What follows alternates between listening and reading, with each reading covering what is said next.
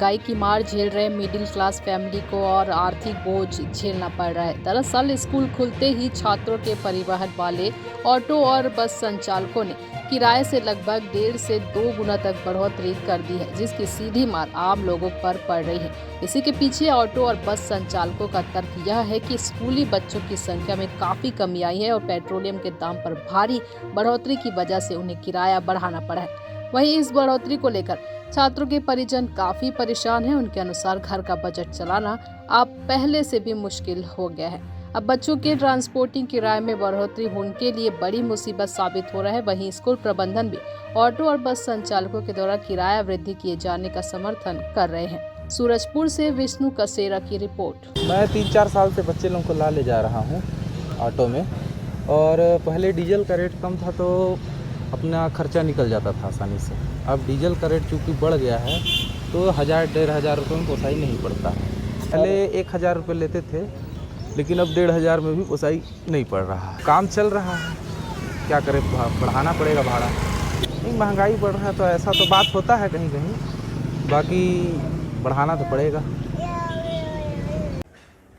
उसकी वजह यह है कि जिस गाड़ी में 20 बच्चे या 25 बच्चे या 30 बच्चे आते थे, उससे एवरेज कम आ रहे हैं, तो हाफ आ रहे हैं या 2/3 आ रहे हैं लगभग बच्चे, तो उनका मेंटेन नहीं हो पा रहा है।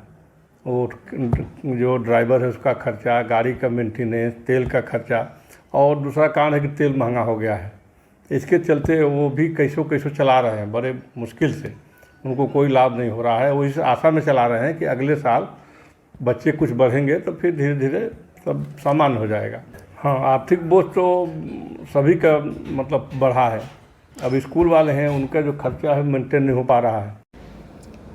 बजट 1.5 गुना हो गया है। स्कूली बच्चों के साथ में जो स्थिति है कि ट्रांसपोर्टिंग के नाम पर 1000 रुपये की जगह में 1500 रुपये व्यय करना पड़ रहा है। शिक्षा की सिस्टम में एक बड़ा बदलाव आया है, उसको मेंटेन करना बहुत दिक्कत है। इसके अलावा जो आर्थिक रूप से जो विषय आ रहा है, वो सबसे बड़ा विषय है हम लोगों के सामने, जो मिडिल क्लास हम लोग हैं।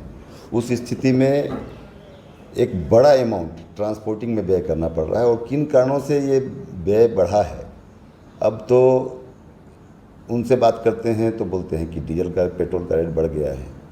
कुछ लोग बोलते हैं कि छात्रों की संख्या कम जा रही है तो हम लोग को पोसा नहीं रहा है।